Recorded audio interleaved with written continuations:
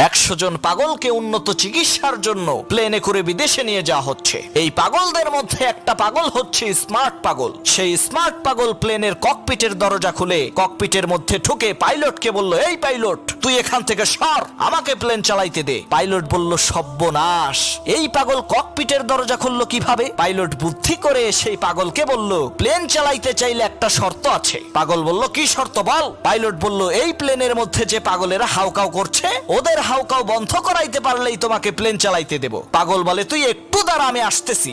2 minute পর পাগল আবার ককপিটের মধ্যে ঢুকে বলল, এই পাইলট, সব পাগলরে চুপ করাইছি, এখন প্লেন চালাইতে দে। পাইলট খেয়াল করে দেখে কথা তো সত্য। পাইলট অবাক হয়ে সেই পাগলকে জিজ্ঞেস করলো, কিভাবে তুমি এই পাগলের কিচিরমিচির বন্ধ করালে? সেই স্মার্ট পাগল বলল, আমি প্লেনের দরজা খুইলা দিয়া কইছি, বাইরে বিশাল বড় মাঠ, তোরা কে কে খেলতে যাবি যা।